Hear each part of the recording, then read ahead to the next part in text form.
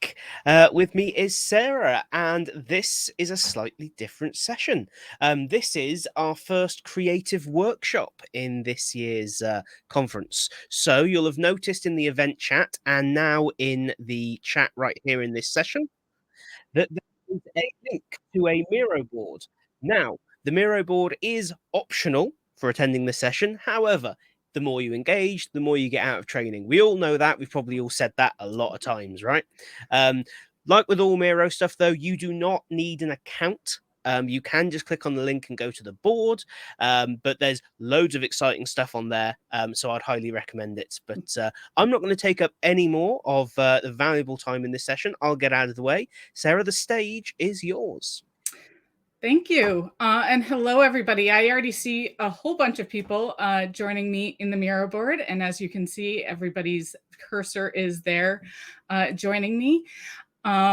Today, I'm going through this creative workshop to help you in reframing problems, because we often get those client requests saying that there's a problem, and sometimes it's not a learning problem, sometimes it is. But reframing those problems that come to us to help us find the solutions that are actually going to work is what I'm here to do. So this comes from my interest in not just in L&D, but I really love how it intersects with systems thinking and sustainability practices. So this is really kind of where I love to work, in that beginning stage of, say, ADDIE in the analysis area. So to go on, if you haven't used Miro before, we do have some quick Miro tips, which I'll go over with you. And for the most part, we'll be using sticky notes today for our interactions. So on the left, you'll see that there is a spot for sticky notes that you can use. I have a lot more things over on my left side than you will have, but sticky notes is there, and you can go ahead and create any color. I stuck to kind of a blue theme for today, but you can go ahead and do whatever kind of color you want. You can also use control or command on your computer, depending if you're Windows or Mac, to duplicate an existing sticky note, or use Control V or Control C and Control V for copy and paste as well. So those are the main ways that you can go ahead and create sticky notes.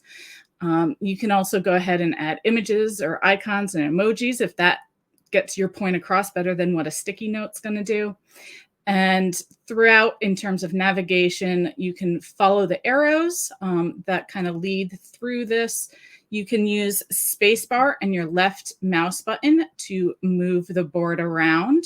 You can also use like your scroll bar or control with the scroll will help you do a zoom in and a zoom out. So there's a few different options there.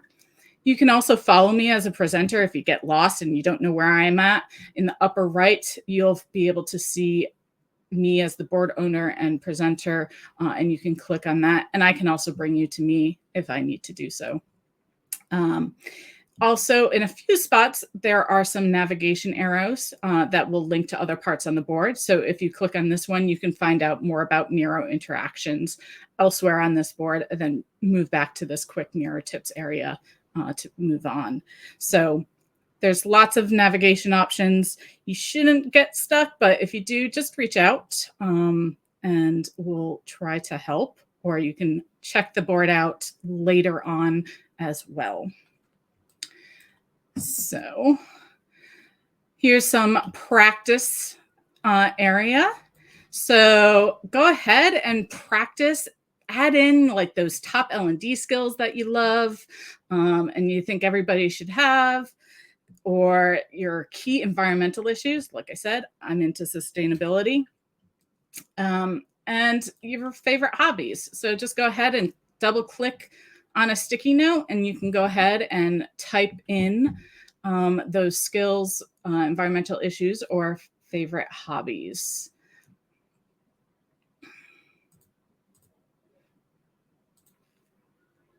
And we'll put this.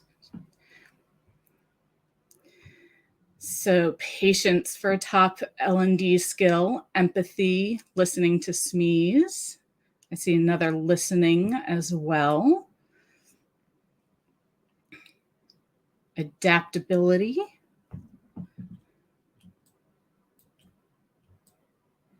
Wind energy for environmental issues. That's one that I would love to have in my energy distribution.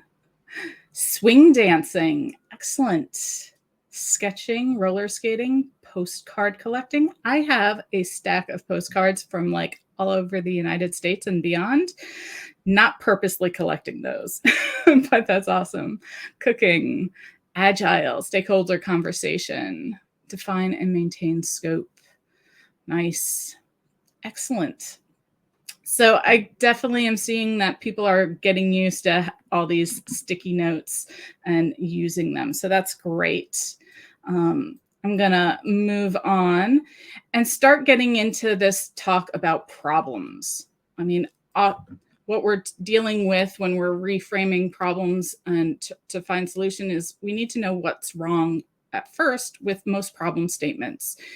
And most problem statements and those requests that we get for L&D is a lack of specificity. Where is that problem existing? Is it with a certain group of people? Is it a certain technology? What's going on? We need more information. Another problem with those problem statements is a lack of connection. It's not connecting to the business goals. It's not connecting to what our desired outcomes are. It's not connecting us with any type of data that's saying what's wrong. So a lack of connection. And thirdly, there's a solution in the problem. Problem statements that say we need training is a problem because that solution is already in that problem statement and maybe it's something else besides a training. So we want to make sure that we can go from taking orders and where we're missing important information in those problem statements, and we want to start having conversations and asking questions. So here I'm equating this to the Titanic. We see the effect, and that's where we get that request. We don't want to have a ship that sinks, but that's just the effect that we're seeing. And so the problems often go deeper. So here, I have a few sticky notes that about larger problems related to that Titanic, but you can certainly dive deeper into what happened that caused it to sink.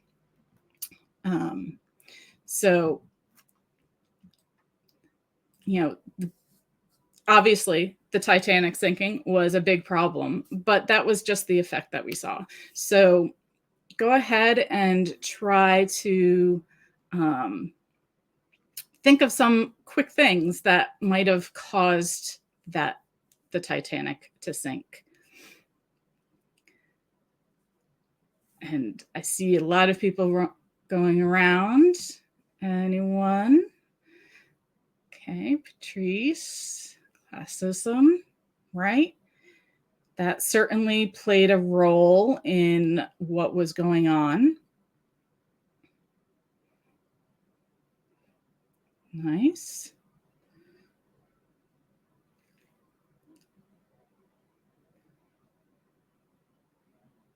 So just left click, hold it, and you can drag your sticky note to where you need it to go. Multiple hull breaches. The crew wasn't trained, right? Expectations versus reality, right? We want to build an unsinkable ship. Not quite. And they didn't quite think of the reality of it. The sea, faulty navigation. Right. You're getting the idea of there's something bigger to this that's that created that effect that we actually saw.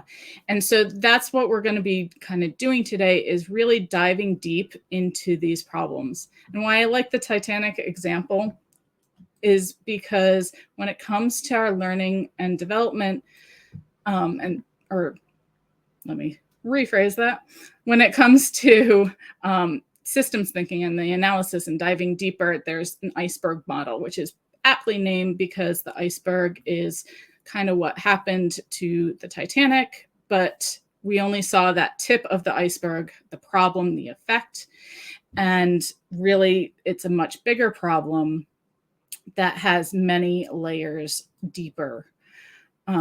So these are kind of just different, in the sticky notes, different things that can be part of what is below the surface that's unseen. We're not going to stick on the iceberg model much, but it is something in systems thinking that helps you kind of dive deeper, and at different levels, you're looking at different causes of the problem. So after the session, I'm going to post what these answers are, but feel free to put them where you think that they go as well. So to move on, there is down below the iceberg, the next reframing problem statements and that link. So we can just go click on that, which it's deciding not to work. So I'll just zoom out and move over to the next section.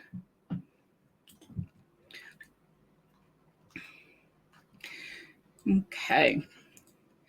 So today we're going to be going from the client request, that unsinkable ship that was requested that we build, or the building training that's supposed to improve employee performance, whatever that client request is, that problem or effect that they're seeing that they want changed. Oftentimes we can take this higher, well-traveled path, smooth sailing, or we can go to the slightly more erratic path of sorts, where we can actually dive deeper. And our first bit of today, we're going to be going through some root cause analysis techniques in the main part of this workshop. And then we're going to get into that problem reframing at the end. And so the problem statements, we talked about the 3 things that they shouldn't have. Well, what they should have is something that defines what that user, the audience, or the stakeholder that is affected by that problem should have that in the statement. It should also have that desired state or the outcome or the action that's trying to be achieved in that statement. You should also address what roadblocks or obstacles or what opportunity is available in that problem statement. And then also identify what that root cause is to the problem. That way we get a problem statement that's going to really help us work at getting a solution that's usable for us. So today you'll see this reframed problem template at each of your workshop areas. And here I also have just kind of one possible reframing of what that issue was with the Titanic. And certainly there would be millions more, as depending on how you dive down deeper into the root cause. But from there, we're going to talk about some potential solutions, how to evaluate and select those solutions. And hopefully when we're at the end, we're going to find that best solution to design and implement. And that might not always be something in training, but it's something that we can help other departments in our organizations with if needed. And the right solution, it could sometimes be a best solution, but oftentimes if we don't go through this step-by-step cause and effect root cause analysis, we can end up with a missed target and have to start over. So we're looking to get a bullseye on the first time because we don't have time to rework our trainings. Oops. So here, there's different tools for diving deeper. As I've mentioned, root cause analysis kind of encompasses the whole thing to some degree. And then there's things like taking different perspectives, or like the 6 thinking hats method. There's the 5 S's. We're all familiar with needs assessments, right? These are all possibilities. Today, we're going to be looking at the 5 whys and the is not method and the Ishikawa or fishbone diagram, but feel free to add in some of your own if you can think of any tools that you've used to dive deeper in the analysis phase of problems.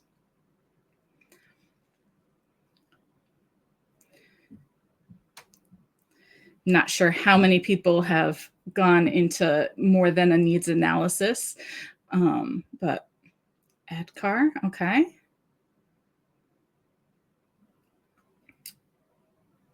Okay. So this, see, focus groups, right? Yeah, focus groups, interviews, anything to kind of connect with the people directly can help with analyzing problems, certainly. Observations, definitely. Retrospectives. And oftentimes, one tool isn't enough. Sometimes you're going to have to layer these tools to be the most beneficial. Okay. So the first one, just to do an overview of the ones that I'm going to open up for you guys to work on today, is the 5 whys. I think this is one of the most common techniques, or at least commonly heard of techniques. Of course, you don't have to do 5 whys. You can do usually at least 3 to make sure that you're diving deep enough. And you can do as many whys as you want. The idea is that every time you ask why something happened, why is that, you're going to give a because statement. So why is that? Did the Titanic sink? Because, it was designed poorly. And also note that a why can have more than one because statement. There is a lot of issues for the Titanic sinking, so there can be a lot of because statements as well. And the 5 whys, it's really great for things like complex and dynamic problems that really dive deeply. And it's really great also to use with other techniques like the Ishikawa or the is not method. And because of all that, it's really good for problems that might have some high risks associated with it, whether it's the problem is causing a lot of liability and risk, or the solution might also cause that, or if it impacts a lot of people, the environment, company, or any type of reputations that would be hard to get back if something goes wrong. The is not method. This one is newer to me, and I absolutely love it because it works on kind of simpler problems, but also works quicker to find problems. This one, you ask just a few questions like, what is happening? So it is happening this way, and it's not happening this other way. It is happening in this place, but not in this place. So it's a is and a not. And you're always looking for the is that's unique to the situation that you're trying to dive deeper into. On this, you also have to recognize that you really do have to verify any of your statements with actual data. But before you do that, you can start kind of thinking out what's going there and then go back and verify with data. So the idea is if it's happening on a Friday and a Monday and not on a Tuesday or Thursday, is kind of like that. And I see Pete is saying what is versus what should be happening. That's not so much being what the what is, it's like what is actually happening and what is not happening. So it's not so much a should, it's a what is not happening. So I can access my emails on a Monday. So email access on Monday is great, but it's not allowing me to access it on a Tuesday. So is not. And this can go really quick with a small group of people, kind of can help you identify things that are lower risk. And I think it's also really good to help find when it's not a training related problem because of how some of those things are happening. It just gets to the problem a little bit faster if it's a simpler problem and lower risk. Lastly, for an overview is the Ishikawa or the fishbone diagram. So this is the idea that you put the problem at the fish head and each bone is a different potential area of where the causes are. What's great about this one is it doesn't just look at root causes. You could also use it for innovation and just figuring out where everything is in a cause area, and then diving into like, okay, so what's in that. So, for example, personnel could be a causal area. And under that, you might see new employees, the sales reps, anyone who's employed at the organization. And then you can take one of those and dive deeper into that. You know, maybe it's onboarding, maybe it's not. But you can also have causal areas for technology or other things. And so you kind of expand this fish bone that way. And this is where the 5 whys can help you in doing those causes and root causes, going deeper. But it's letting you know where the potential problems are or the potential innovation is. Maybe nothing's wrong, but you want something to happen. So it gets you out of pigeonholing that problem. So next up, after this little overview, there is practice areas you might have seen in zooming out. You can practice the 5 whys, the is not, or the Ishikawa, or all 3. I'm going to give you 10 minutes. I'll chime in here and there. At the beginning of each of these areas, you can certainly click on those links. But at the beginning of each of the workshop areas, there is a little bit more of an explanation of how to go through the diagram, as well as some directions and just general notes. So definitely go through them. You can take them all the way down to like the root cause, and then practice doing those reframing problems using the templates that are next to that area of the board. You might have to work with some other people. I don't know exactly how many people are in here. It looks like a little over 20 people are on the board. So you probably can do it yourself, each one, but you might want to work with someone else as well. And that's certainly fine. So go ahead and, as I said, do that. About half past the hour or so, we'll kind of bring you back or so to me. But I'm going to let you guys go ahead and practice. And feel free to reach out and chat if you have any questions.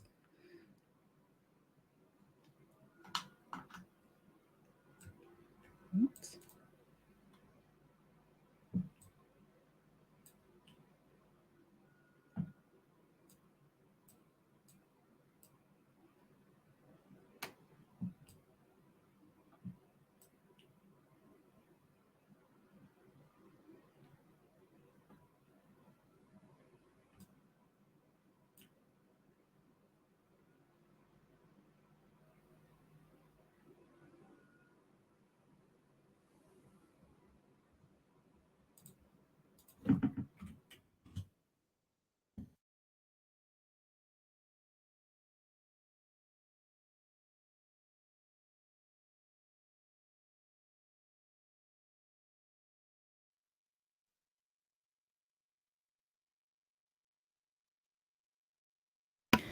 So everybody, just to let you know, everybody has the same client request so that we can look at those reframing problem statements afterwards and see how they are different, starting from the same place.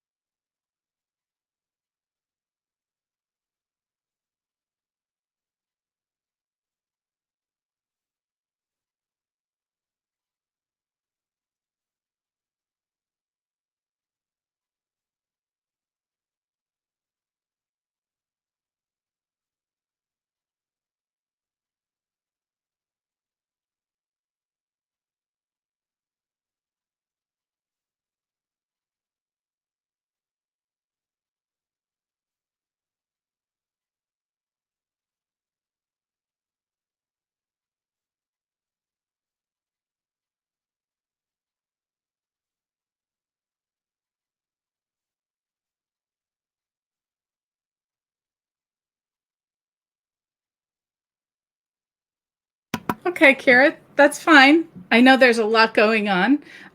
So yeah, just pick one of the three. The whether it's the five whys, the is nots, and the Ishikawa. As you said, look at the example and then go ahead and in the say for the Ishikawa, you have your problem statement in the white, that request that was made, and then in the fishbone, in the one that I'm showing on screen now, it says equipment. So think of what equipment could be causing this issue. What methods might you need to look at or could be causing the issue? What materials? What's the environment like where it's happening that could be causing it? Measurements, personnel, in this example. And then with those, typing those in the pink ones, and then you can dive a little deeper using the red or sorry, the yellow kind of thing. So it's just diving a little bit deeper along the way. I hope that helps a little bit.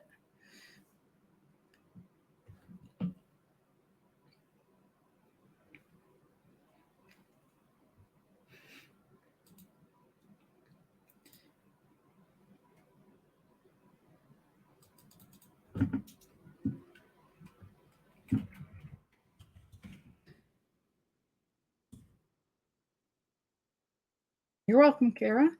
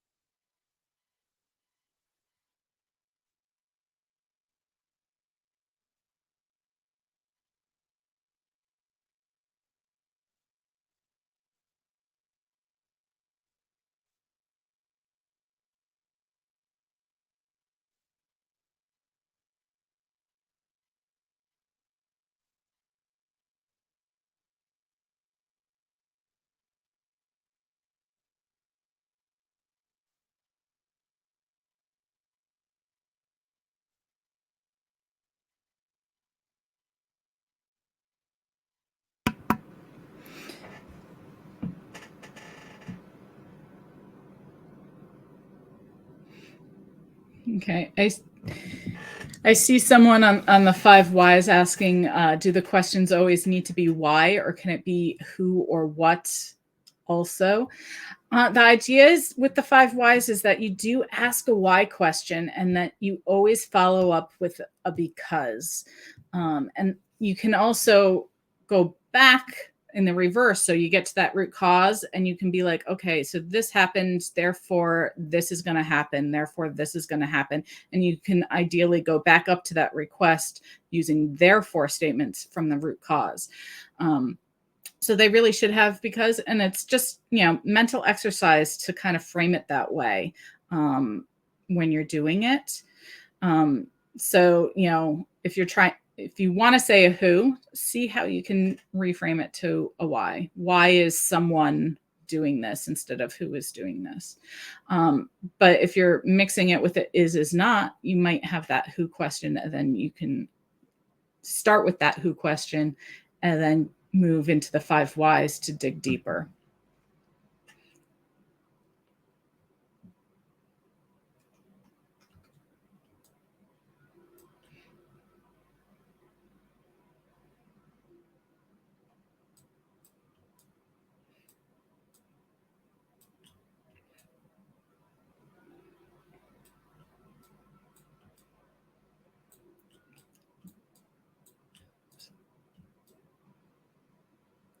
So it seems like the is nots are a little harder for people.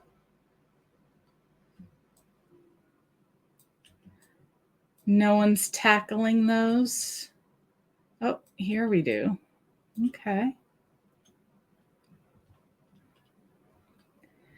So, what new policy training?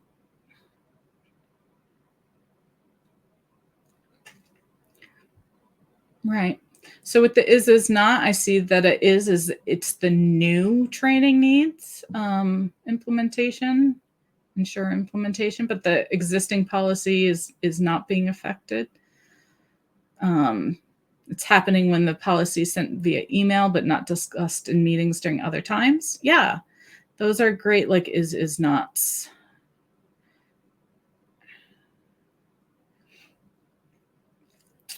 Yeah, it's happening when the changes are frequent versus when they're regularly scheduled. Certainly. Okay.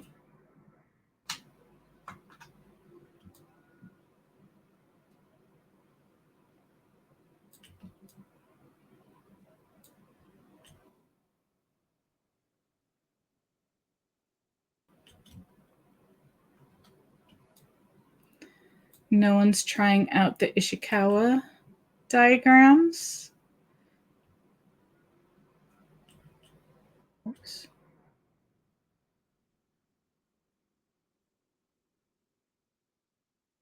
Oh, I see. Tools not consistent email inbox access.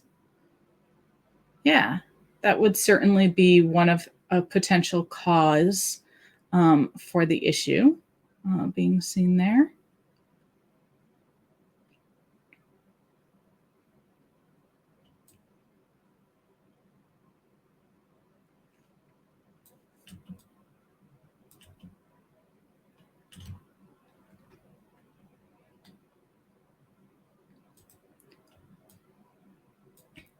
Okay, so there certainly were some. It looks like the 5 whys were used most. It doesn't look like anyone got to the reframing of the problem just yet. And that's okay. I'm going to go to this first 5 whys. And we can see that we've gotten down to a why are they expected to be on the phone for most of the day question. And that's an excellent question. And we didn't get a because just yet, but that's okay. But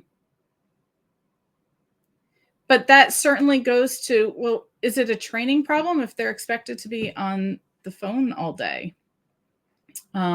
So we can certainly start even reframing this problem based on what we have so far in there. So go ahead, regardless of where you are at with your 5 whys or the Ishikawa or the is not, go ahead and try reframing the problem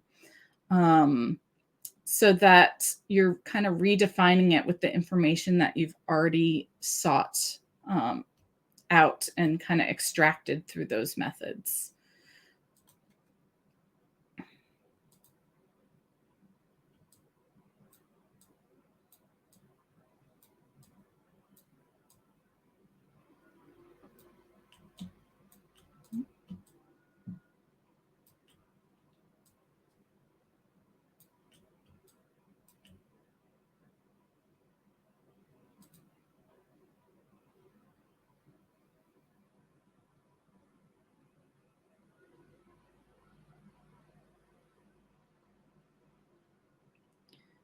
Okay.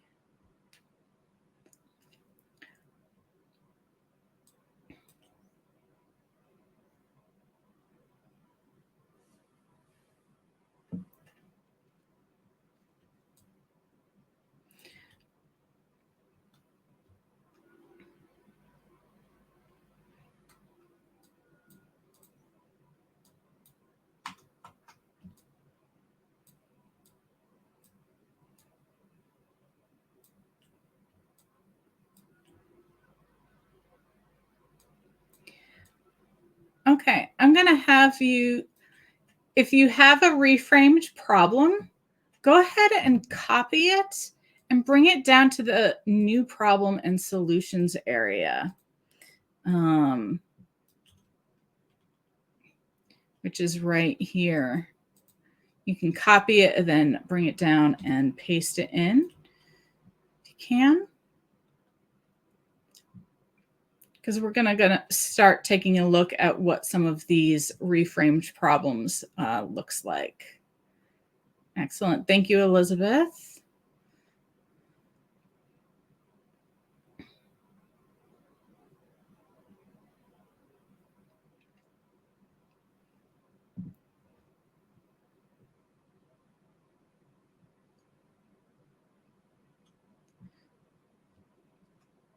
I'm gonna take a look. Anyone else have some reframed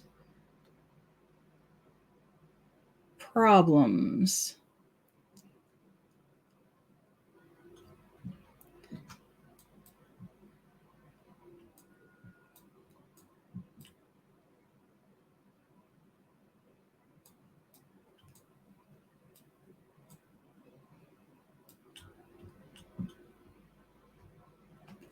Okay. I'm gonna grab these.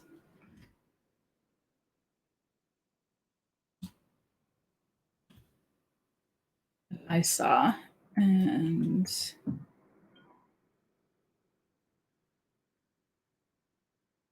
oops.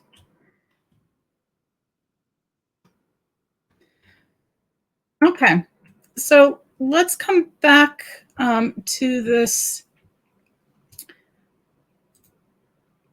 I'm going to bring everybody to me just to kind of bring us all to the same spot to kind of pick up. So our original requests were about the training has been asked for our call center agents because they're not implementing the latest contract policy updates that are emailed to them.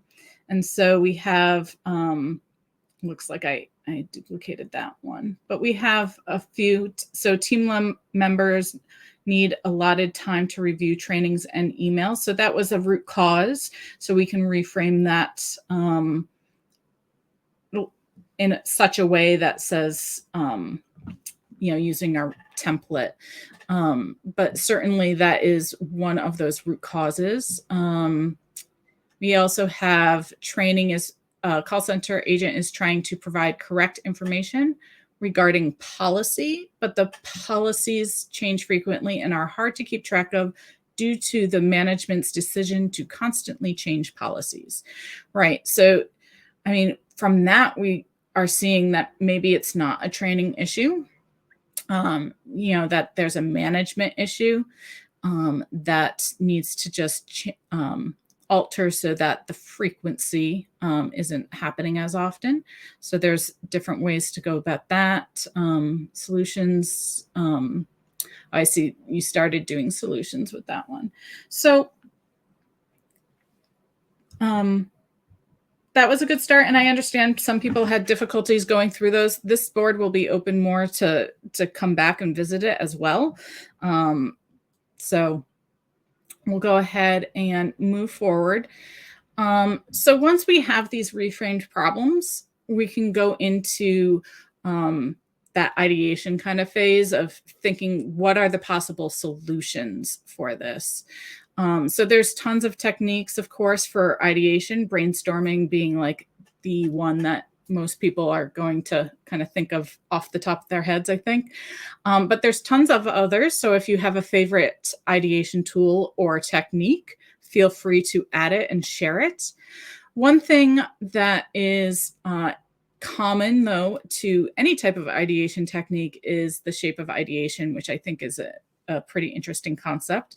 Basically, over the course of time, you're going to have a lot of ideas at the beginning of your ideation period. And those are going to be your kind of more common, like brainstorming things that are going to come to mind. But when you get through the throne of agony, coin termed, and I forget that woman's name, but I do have it in my reference section. when you get through that and get over that dip in your ideas, you'll come out on the other side with more innovative ideas and theoretically better ideas. They might be a little more extreme, right? But you end up getting lots more ideas. And that might be happening here as well, right? We think of brainstorming, but now we have mindstorming, and there's some other ideas and ideation tools and stuff that we can start thinking about afterwards as time goes on. So if you open up ideation for 5 minutes, that lull might happen around minute 2 to 3. If you open it for a week, it's going to be around day 2 or 3 or 4 or something like that, right? So there's always going to be that kind of dip. Ease impact diagram, sticky notes. Yep. An intervention criteria matrix. Okay. Nice. Okay. So once we have our big list of solutions, however big it is, we can start thinking about what's the best solution or the right solution, right? Earlier, we kind of talked about the right solution isn't always it. We might miss our target. So we're looking for the best solution. But out of all possible solutions, the right and the best solution are going to fit in there. And we can start thinking about what the unfeasible solutions are and kind of kick those out. We might blend solutions as well. And then we might have a lot of best solutions. And then we're going to have to select one best solution. So some of that's going to be determined about kind of what's at stake with this solution. Is there a lot at stake? Then we might want to take a little bit more time in the decision-making process to think about things like criteria. And if there's only a little bit at stake, then we might not invest too much time at all. So one method for taking some time is a rating chart, and that's going to be figuring out all these criteria, and then you can rate them on a scale of like 1 to 5 or 1 to 10, add up the scores, and whichever gets the best score, that's the item that you're going to select and the solution that you're going to select and move forward. And if there's not a lot of time that you want to invest, you might just do a quick dot voting and okay, that one's the winner.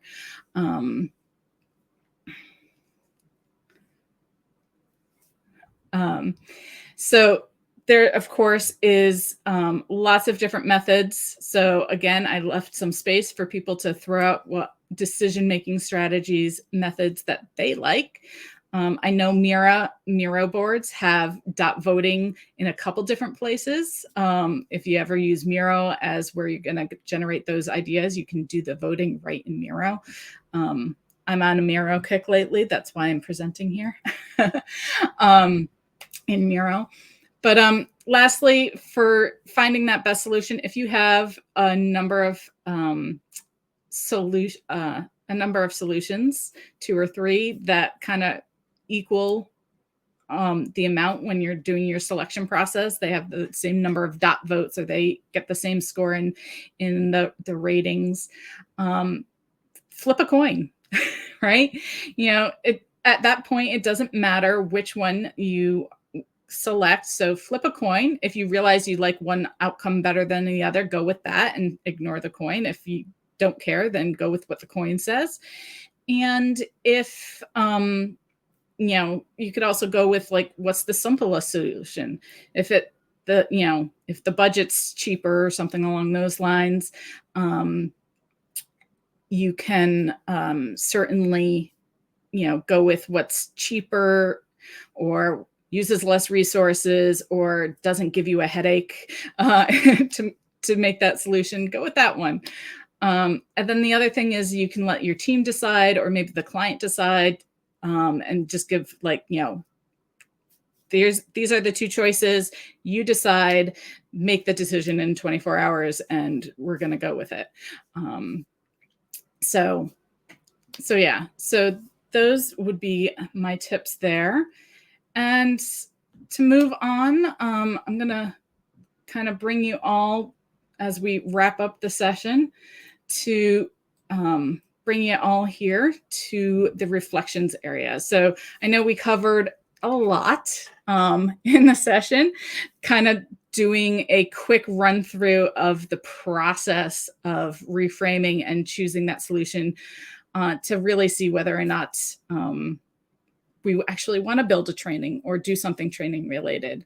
That it is a process. It doesn't have to be a super lengthy process, but the more we know going in, we might realize we can save ourselves a lot of time because it's not really a training issue or whatnot. So, yep, go ahead, add your reflections, whatever insights during the session you had, things you might want to follow up on, whatever you want.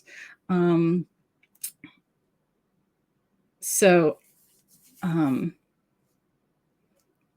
like the idea of using the Miro board to assist in facilitating. Yeah, I did a Miroverse conference, something or another, a few months back, and saw the presentations, and I'm like, that's how I'm going to do my workshop for iDTX. So,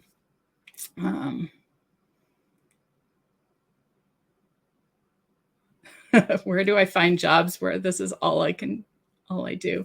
I agree with that. Okay. So our next steps, knowing what your insights are from this process, what will you be doing that takes some of this into your current project? And I say current project, it does not have to be an L&D project. It could be a home improvement project. It could be an outdoor home improvement project if you're getting ready to garden or something. It could be related to your career and, finding a job or whatever your current projects are. How might you use this and your insights?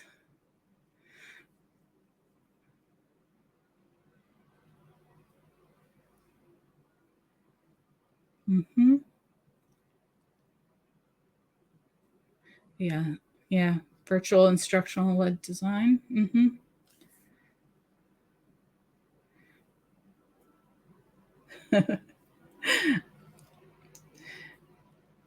Yeah, Elizabeth, I agree. This is fun to do these things. I don't know if there's a specific job out there that will allow you to do it all the time, but I certainly imagine and think that it can be leveraged wherever you're at. Okay. So not quite last, but I welcome any feedback at your earliest convenience. If you come back and revisit this, you certainly can do it then. I added a QR code if you don't have access to the board at some point, as well as there's the direct link and URL. So love to have feedback, of course. And you're welcome to connect with me. LinkedIn is my preferred method for general connections and quick questions, but you can certainly send me out an email as well. And I just started my own company. That's a project in of itself. And that website is coming soon, thelearninggreen.com. I also have, and I'll scroll out, this board I'm going to leave accessible to everyone for the remainder of the month. So you can come back in, grab links easily, take a look at it, all that, repractice some of those 5 whys, the Ishikawa and the is nots, using your own problems if you'd like. So you can do that. And I also put some resources in here, kind of divided out based on the different sections. Some of them are just quick Wikipedia links just so that you get the general concept. Some are a little bit more in depth. The one related to problem statements that I love is Tom's, that I watched his product mindset for instructional designers, learning objectives versus problem statements. Really loved that video. So that's kind of where I pulled my problem statement stuff from that video. So if that's the part that you're interested in, I highly encourage looking at that. So I also, of course, because it's all interactive, left some Post-its there. So if you wanted to add your own resources into the board, you can certainly do that as well. With that, I'm going to open it up for questions. And I do see Jennifer asked if we could use the Miro board. And I think I explained that. Yeah, the board's open for the rest of the month. You can go in, take a look, grab things, and of course you'll see it on review as well in the afterwards.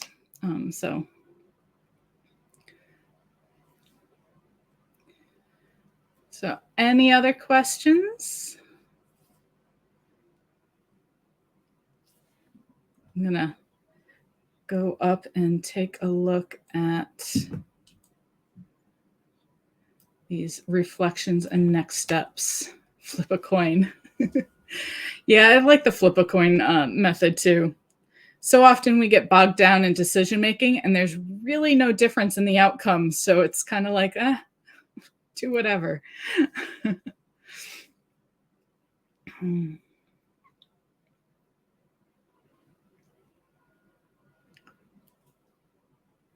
No questions. I see everybody's still going all around. It's awesome. I know for those looking to you, thinking the Miro presentation is really neat. As I mentioned, I went to a conference before where they were sharing their presentations and workshops in Miro. There was easily 100 people on the board or more. So it does scale nicely, and you can remove people's cursors if it does get a little distracting. Hey, Tom. You're talking and I can't hear you. That third mute button again. Yeah, so thank you so much. It was really interesting to have like a hands-on workshop today. I think it seems like everyone got really involved, which is great. And thank you for making the Miro board available for the rest of the month as well. We'll make sure the link for that is included with the refresher video as well. So if you want to go back and rewatch sections and revisit parts of this, you're all more than welcome to do so. Last moment then, just if you have got any questions, now is your chance. I'm just checking to make sure nothing's gone into the event chat or the Q&A there instead of the stage one. No, I don't think so. Okay, well, in that case, thank you so much for running such a fantastic workshop, Sarah. Thank you. I thoroughly enjoyed myself, so I don't really care if everyone else did or not. But I hope you all did nonetheless. I hope everybody did as well. Up next, then, we have using design to build trust. So this is a bit of a different session coming up. That starts at 6:15 GMT, so about 20 minutes time-ish. We shall see you then. Thank you very much for attending.